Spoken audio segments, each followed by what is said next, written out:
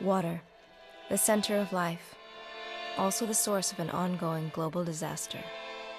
Over 1 billion people don't have access to clean water. 1 in 5 are children. Every year, 1.8 million of these children die as a result of contaminated water and poor sanitary conditions.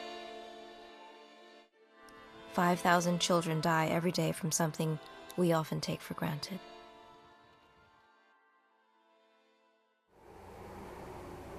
I'm Lucy Liu, and I work with UNICEF as a Goodwill Ambassador. I just returned from a mission to Côte d'Ivoire in West Africa to witness firsthand the water crisis there.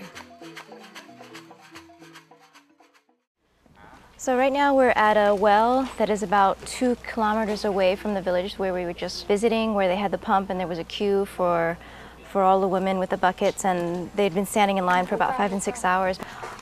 Because some of them can't wait, and they come to this well where the conditions are not sanitary to gather water, and we just bumped into a few kids along the way that are carrying water, and the kids are about 8 years old. They don't go to school either because they're helping with chores. And right now it takes obviously a lot of effort and a great deal of strength to pull up the water from the well.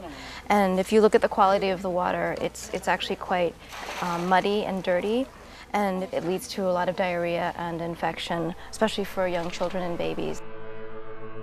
A 5-year political and military conflict has devastated many regions in Côte d'Ivoire, especially the northern Savane area. When we were driving over here with all the military security that we are traveling with and the UN trucks, we noticed there were about 20 women carrying water buckets on their heads. And something that we have to recognize is that it's not a secure area. And these women are walking on their own. And it's very, very dangerous for them to get water and to just do things that they need to do, because there's a high rate of crime and rape, as well as abuse and brutality. It's a vicious cycle. When wells and local water supplies start failing, nutrition and healthcare collapse. Malnutrition worsens, and children start dying. Women and children then have to journey tens of miles every day in remote areas to try and find water.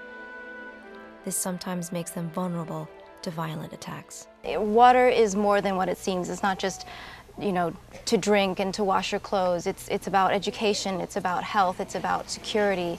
It's not just about having the simplicity of going to the kitchen sink and turning on the water and the ease of that and the convenience. It provides life, it's a source of life. This desperate situation isn't unique to Côte d'Ivoire, but suffered by hundreds of millions of people in other countries. Water should give life. This is why UNICEF has teamed up with other local organizations around the world to try and change the equation. Last year in northern Côte d'Ivoire alone, they've rehabilitated over 800 water pumps and built latrines and water supplies for local village schools and maternity clinics. But there is still so much work to be done. Money is needed to create new water points, equip schools with safe running water, and to build health, sanitation, and protection programs. This is where there's hope. A new initiative called the TAP Project will help UNICEF provide safe drinking water for children around the world. It isn't just about water.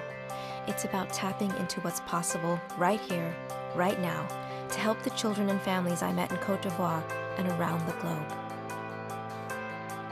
For 1 week in restaurants across America, you can help UNICEF by donating $1 or more to the TAP Project for the water you normally get for free. All you need to do is have a meal at a participating restaurant during World Water Week, March 16th to the 22nd. It's that simple. So please, dine out to make a difference, or simply give a donation at tapproject.org.